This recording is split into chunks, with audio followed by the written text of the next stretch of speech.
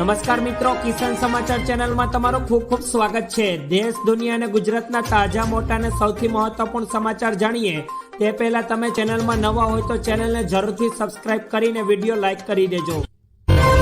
આજના સૌથી મોટા સમાચાર, રાજકોટમાં સ્વામિનારાયણના સ્વામીઓ સામે અત્યારે નોટિસ જાહેર થઈ। રાજકોટમાં રૂપિયા 3.4 કરોડની છેતરપિંડીને લઈને કાર્યવાહી કરવામાં આવી છે, જેમાં 4 સ્વામીઓ સામે લુકઆઉટ નોટિસ ઇસ્યુ થઈ ગઈ છે, જેમાં એમપી સ્વામી, જેકે સ્વામી અને દેવપ્રકાશ સ્વામી સામે નોટિસ જાહેર કરવામાં આવી। જમીન મકાનના ધંધાર્થીઓ સામે સ્વામીએ છેતરપિંડી કરી હતી। અરવલ્લીના બાયડમાં જમીન ખરીદવા માટે આ છેતરપિંડી કરાઈ છે। મંદિર અને ગૌશાળા ખરીદવા છેતરપિંડી કરાતા શિક્ષક સહિત 3 લોકોની ધરપકડ કરવામાં આવી છે। ત્યારબાદના બીજા મોટા સમાચાર, સુરતમાં થયેલ પથ્થરમારા મુદ્દે મોટા સમાચાર સામે આવ્યા। સુરતના સૈયદપુરામાં પથ્થરમારા મુદ્દે અત્યારે મોટા સમાચાર સામે આવ્યા, જેમાં આરોપીઓની તપાસમાં પોલીસને એક પછી એક કડીઓ મળી રહી છે। કડીઓ જે આરોપીઓ તોફાનો કરવા માટે આવ્યા હતા તેઓ યુપીના હતા અને તેમના વાહનો ગણેશ પંડાલ મંડપથી દૂર રાખ્યા હતા અને સમગ્ર પ્લાન પહેલેથી જ નક્કી કરવામાં આવ્યો હતો અને આ પ્લાન સાથે કાવતરું યોજવામાં આવ્યું હતું તથા પથ્થરમારો કરીને તેઓ લોકો ફરાર થવાના પ્લાન પણ પહેલેથી જ ઘડી ચૂક્યા હતા। ત્યારબાદના ખૂબ જ મહત્વપૂર્ણ સમાચાર ગૃહિણીઓ માટે સામે આવી રહ્યા છે। રાજકોટમાં ખાદ્ય તેલના ભાવોમાં વધઘટ થઈ રહી છે, જેમાં સિંગ તેલના ડબ્બાનો ભાવ ડબ્બે 40 રૂપિયા સસ્તું થયું। પામોલિયન તેલ ડબ્બાના ભાવે 60 રૂપિયાનો વધારો થયો, જ્યારે કપાસિયા તેલ રૂપિયા 1790 રૂપિયાથી વધીને 1885 રૂપિયા થયું છે, તેમજ પામોલિન તેલનો ડબ્બો રૂપિયા 1605 રૂપિયાથી વધીને 1685 રૂપિયા થયા છે। નવરાત્રિથી દિવાળી સુધીમાં ભાવ વધારો ઘટાડો થતો રહેશે તથા મગફળીના મબલક ઉત્પાદનની આશાએ ખાદ્ય તેલના ભાવોમાં અત્યારે વધઘટ ચાલુ છે। ત્યારબાદના સૌથી અગત્યપૂર્ણ સમાચાર, સુરતમાં ધાબા પર સંતાડેલ ગાંજાનો જથ્થો ઝડપાયો। સુરત પોલીસે 20 કિલો ગાંજા સાથે એક આરોપીની ધરપકડ કરી। આરોપીએ પોલીસથી બચવા માટે ઘરના ધાબા ઉપર ગાંજો સંતાડ્યો હતો, પરંતુ પોલીસને બાતમી મળતા ગાંજા સાથે ઘરમાંથી આરોપીની ધરપકડ કરાઈ। તિરુપતિ સોસાયટીમાં પ્લોટ નંબર 52માં ગાંજાનું વાવેતર કરતો આરોપી ઝડપાયો છે। પોલીસે આરોપી રોહિત પ્રધાનની ધરપકડ કરી લીધી છે તથા સુરત પોલીસે ગાંજાનું વેચાણ કરતા આરોપીની ધરપકડ બાદ તેમની તપાસ શરૂ કરી દીધી છે। ત્યારબાદના ખૂબ જ મોટા સમાચાર, પોલીસને ચૈતર વાસવાની મોટી ધમકી। રાજ્યમાં ભારે વરસાદ બાદ સમગ્ર જગ્યાએ રોડ રસ્તાઓની હાલત અત્યારે બિસ્માર છે, ત્યારે હવે ખરાબ રોડ રસ્તા મુદ્દે ધારાસભ્ય ચેતર વાસવા મેદાનમાં આવ્યા છે અને આમ આદમી પાર્ટીના ધારાસભ્ય અને જિલ્લા કલેક્ટર કચેરીમાં ઘૂસ્યા હતા અને પોલીસે ચેતર વાસવાને રોકતા ઘર્ષણ થઈ ગયું હતું। પોલીસે ધારાસભ્ય ચેતર વાસવાને ખુલ્લી ધમકી આપી હતી અને કહ્યું કે અમને રોકતા નહીં, બાકી જોવા જેવી થઈ જશે। ત્યારબાદના વધુ અગત્યપૂર્ણ સમાચાર, રાજકોટમાં પાણીજન્ય રોગચાળો વકર્યો। રાજકોટ શહેરમાં પાણીજન્ય રોગચાળાએ અત્યારે દેખાડા દીધી છે।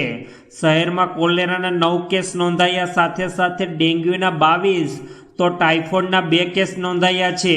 બીજી તરફ ચિકનગુનિયા અને મેલેરિયાના કેસોમાં પણ નોંધપાત્ર વધારો થતો જોવા મળ્યો।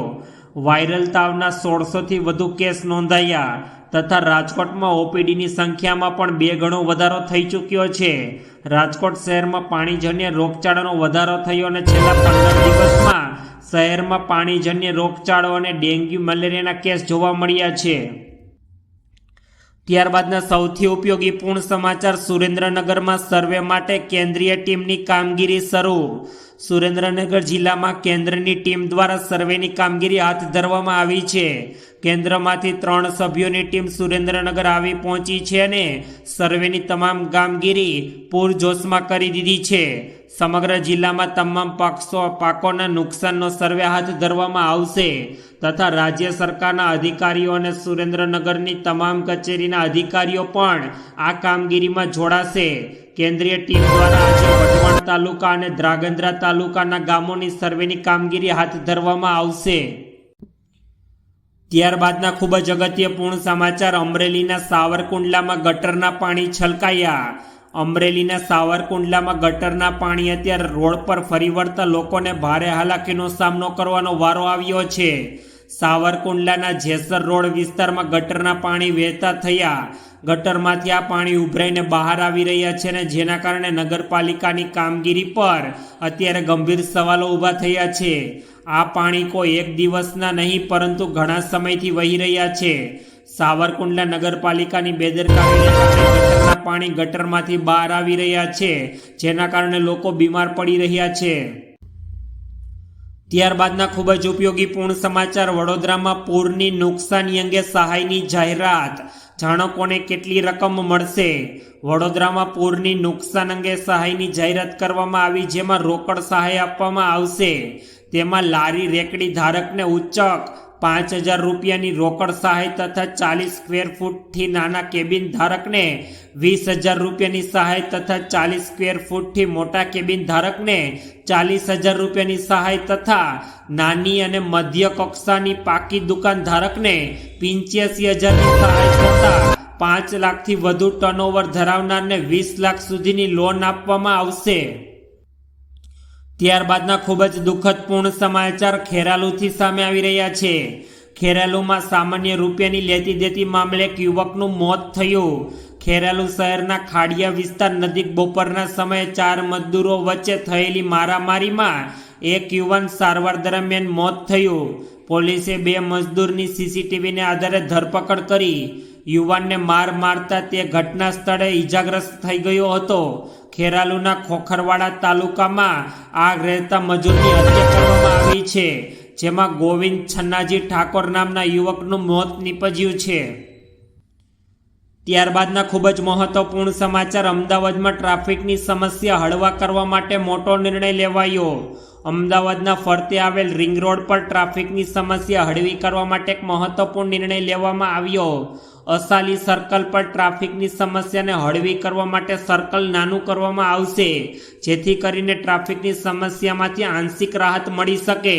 જણાવી દઈએ કે નેશનલ હાઈવે હોવાથી અહીં દુષ્કાળ પ્રમાણમાં ટ્રાફિક સમસ્યા જોવા મળતી હોય છે અને ટ્રાફિકને કારણે શહેરીજનોને ખૂબ જ હેરાન થવાનો પણ વારો આવે છે. ત્યારબાદના ખૂબ જ મહત્વપૂર્ણ સમાચાર, જૂનાગઢમાં પ્રથમ વખત ડ્રોનથી અલગ અલગ વિસ્તારોમાં દવાનો છંટકાવ. જૂનાગઢ મહાનગરપાલિકા દ્વારા મેલેરિયાને નાબૂદ કરવા માટે અને મચ્છરજન્ય રોગ પર કાબૂ મેળવવા માટે નવતર પ્રયોગ હાથ ધરવામાં આવ્યો અને પ્રથમ વખત ડ્રોન વડે જૂનાગઢના અલગ અલગ વિસ્તારોમાં દવાનો છંટકાવ કરવામાં આવ્યો છે. આ દવાનો છંટકાવ ખાસ કરીને જ્યાં ગંદકીના દ્રશ્યો હોય તે જગ્યા